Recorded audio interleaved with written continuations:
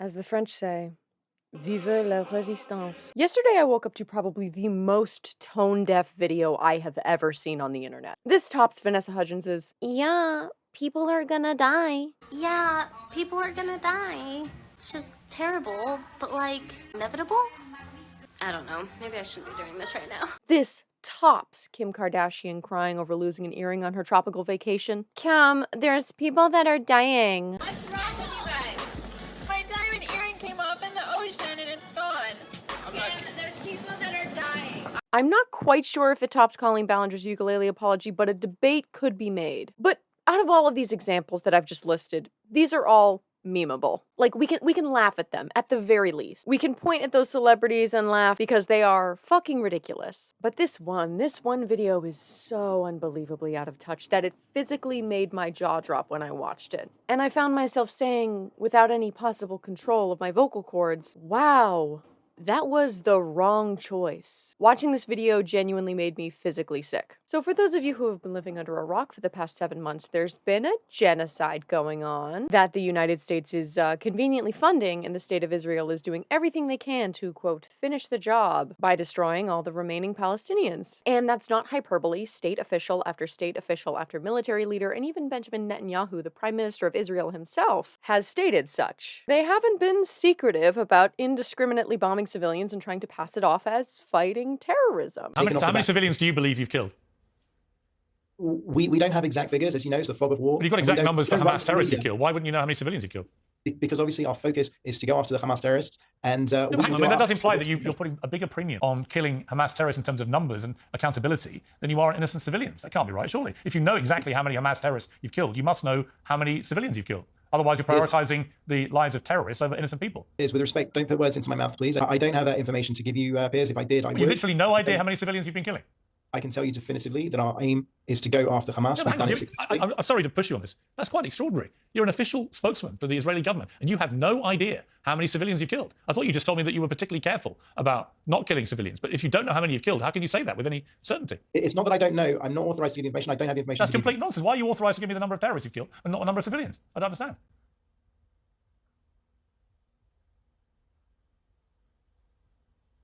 Can you explain?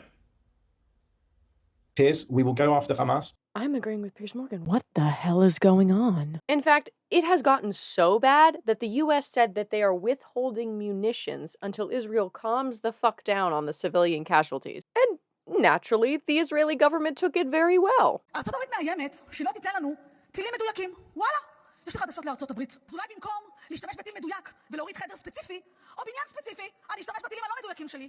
ואני פשוט אמוטט 10 בניינים. 10 בניינים, זה מה שאני אעשה. Anyway, I promise this context is important. The state of Israel has continuously told Palestinians to flee south to Rafah, deeming it a safe zone from the bombings. But now, our favorite small beam girly pop government is like, lol JK, we're just gonna bomb it anyway. These attacks started on Monday, timing perfectly with the Met Gala, which is the most publicized, extravagant party of the year for celebrities and the capital elite. I'm sorry, the elite. I wonder why they would do that. I mean, certainly not to clog up people's social media feeds with rich people in gaudy outfits instead of dying children. No, that couldn't be. But let's get into the TikTok drama, because that's what you're here for, right? Today we're talking about Hailey Bailey, a TikToker that I have been forced to become aware of. She is a model turned TikToker with over 10 million followers, and she was invited to the Met Gala this year. Yay! And amidst the devastating world tragedy as a result of US taxpayer dollars, the unprecedented level of poverty and wage disparity in our country right now that is actually more dire than it was during the literal French Revolution. And to top it all off, the fact that a lot of us are one paycheck away from homelessness and we can all barely afford food. Despite all that, she posted this. Let them eat cake. Here, take the... There is so much irony in this video that my anemia just cured itself. Get it? Because anemia? Iron deficiency? Irony? Moving on. But like, what is this? Girl, I'm begging you. Have some self-awareness. And I'm not saying that people aren't allowed to have fun while there's bad things happening in the world. We all deserve to play dress up every once in a while. I mean, look at me. And despite popular belief, not every rich person deserves to be trebucheted into the sun. Yet. But this feels like mocking almost. Like it's so tone deaf that it makes me want to destroy things. I was talking to Shem. This was early in the morning. This was like one of the first TikToks that I saw. And I was talking to Shem and I was like, ooh, I'm fired up today. I am fired up. And he was like, it's too early. You cannot be fired up this early. Then I showed him the video and he responded, oh no, that's fucking crazy. So then I went to the comments because I was like, ooh, like this is wild, right? Like there's no way we're the only ones. She must have been deleting or filtering comments early on in the night because I only saw a few comments that were critical of her that morning. But then the internet did not disappoint. The stitches and the duets started coming in and there was no saving her then. As a woman who loves fashion and is usually very interested in what everybody's wearing at the Met Gala, this year was the weirdest dystopian hellscape of a performance I have ever seen in my life. Who told you that was a good idea? That is really bold of you to say. You know they decapitated her. She didn't even say that. Oh, I thought we were recreating historical events. My bad. She knows what this is, and she pinned the video anyway, knowing how tone deaf she is. All of them are complicit in what's happening because they are part of the distraction. You have got to be joking. We are at a point in United States history where the income inequality between the top 1% of our society and the other 99 has never been higher. The economic inequality that preceded the French Revolution was not this bad. We just like fashion. We like looking at the styles and how people interpret it, but it's okay to say that and also say and recognize that this feels dystopian. They just propagandized the people to think she said that and they decapitated her for it. You said it though. It's content like this that just solidifies the fact that influencers of this caliber are just living in a completely different reality. You don't matter to your favorite celebrities because in their world, you don't exist.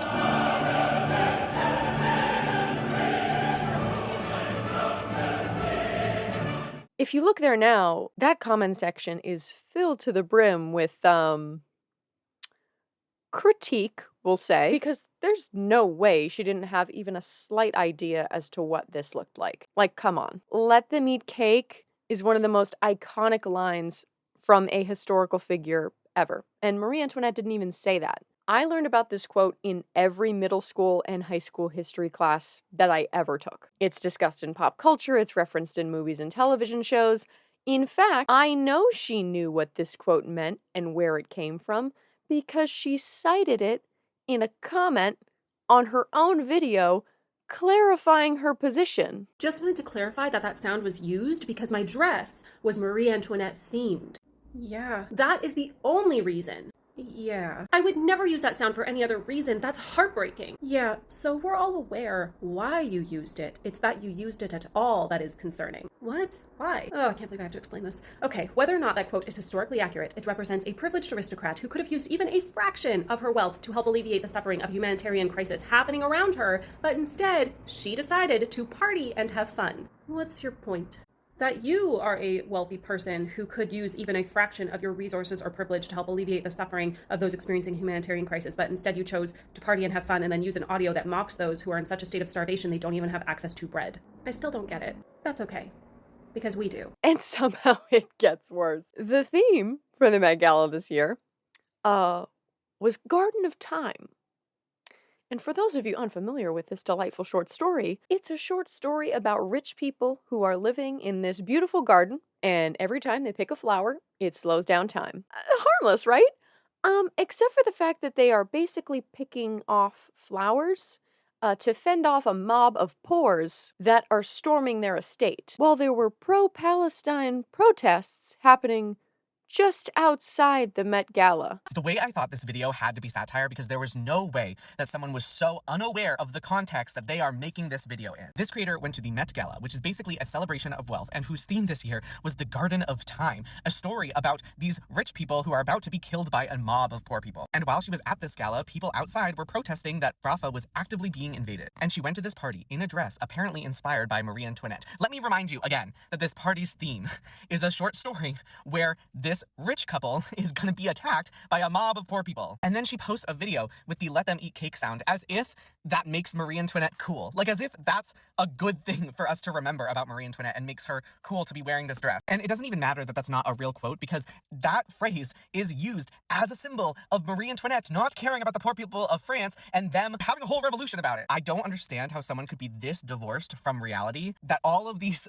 situations could line up and someone post this video and it not be satirical. I wish this was satire. I wish this was satire so bad. Ugh. Now on to my thoughts, because I've got a few. How the fuck did this get past the drafts? I mean, this is the worst possible look you could ever have. There were plenty of people at the Met Gala. All of them deserve critique, but no one is ripping them to shreds the way that they're ripping up Hailey Bailey, because they didn't position themselves for critique the way that she did. And Hailey, I'm going to give you the benefit of the doubt here to a point. I think there's probably two possibilities for why you posted this. The first, that it was just a really dumb fucking idea that you didn't think through. Or you knew this was going to get a reaction from people, and you posted it anyway. I don't know which is worse, but both possibilities warrant critique, hence this video. Celebrity worship is dying. This is an excellent thing. Because it makes absolutely no sense, right? Like, okay, you're going to give this person monetary value and success with your patronage and support, and you will get virtually nothing in return. If you lose your job tomorrow, JLo is not going to care.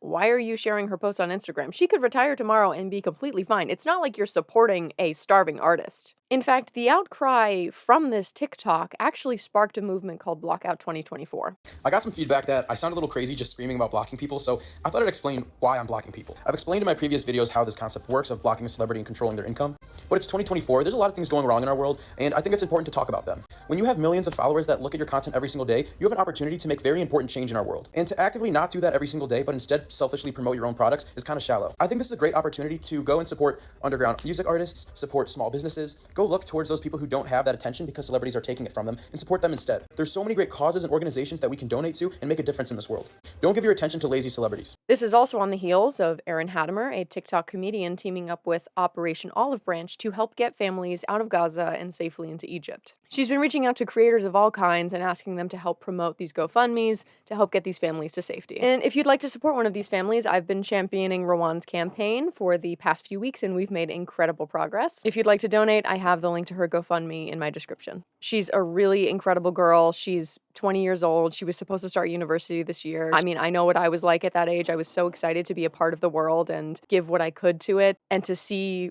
her be put in such a position where now she and her family are struggling to survive, I don't know. It's just this unshakable feeling of sadness and grief. If you'd like to help, that would be great. If you can't donate, I totally understand. Times are hard. Leave a like and leave a comment. Oh yeah, I'm going to farm your engagement because there's got to be somebody on this internet that can donate $1 or $2. Hey guys, Editing Scully here. I'm not even joking. Less than an hour after I filmed this video, she posted an apology, so we're going to break that down too. No surprise, it's the same old slop that the average content creator is churning out in their apologies, with an extra helping of defensiveness and dodging accountability. She didn't address any of the criticism from her comments, and she spent 2.5 of the 8-minute apology talking about the dress she was wearing that her friend made. Then she brings up how 110,000 people have used that very same sound without facing any critique, and then it cuts to a bunch of young women in high school or college age doing makeup looks in their rooms. Again, completely missing the point. The people using that sound are average citizens that are not positioned with the same power and wealth that you have, Hailey. I can't take you seriously right now. Then she goes on to say that she's a normal person, which is like, okay, yes and no. I'm so sick of this small bean mentality that these influencers have when they have more wealth and power far greater than the average American. Like, okay, yeah, you are a person. You deserve to be treated with respect like a person. But also, don't try to act like you're one of us anymore, because you're not. Then she goes on to say that a lot of bad things are happening in the world in very, very vague terms. Okay, fine, I'll take it. We're getting closer. But then immediately says that she's not informed enough to talk about it. Like, okay. I've never understood this either, because especially like influencers who are able to do this for their full-time jobs, like, you have the time. People are constantly talking about how blessed they are and how grateful they are and how they love this job and how they're so privileged to have this job because they get to spend their days, doing what they dreamed of doing, like as a kid or whatever. Like they consistently say how privileged they are being put in this position when actual working class people that are working 9 to 5s, double shifts, multiple jobs are still able to stay informed on global issues like Palestine. What is your fucking excuse? You probably have more free time than any of these people. Like, you could easily take 5 seconds, jump off of TikTok, and look at any one of the many resources that are available to you if you actually wanted to stay informed. No one is expecting you to automatically say the right thing. You just need to make some kind of fucking effort. Literally, all people have been doing is like posting GoFundMes, and they have been loudly applauded for their advocacy. She continues to deflect blame and say that she shouldn't be the one speaking on this, which is incorrect. As a white woman that has wealth and social influence, she absolutely is the right person to be speaking on this because there are groups of people that are more likely to listen to her than they would people of color. It's very much giving, I'm just a girl. I think this creator summed up my feelings on it perfectly. Just because somebody has a following doesn't mean they're necessarily the right person to speak on the issue. It does, however, mean that you are uneducated, and you should probably hop off TikTok for like 5 minutes, educate yourself, and then come back on and talk about it, rather than saying, hey, an entire population is being wiped out in the world, we're literally losing a country, someone else can speak about it. I just don't, you spend your days talking about trends and things that are happening on TikTok.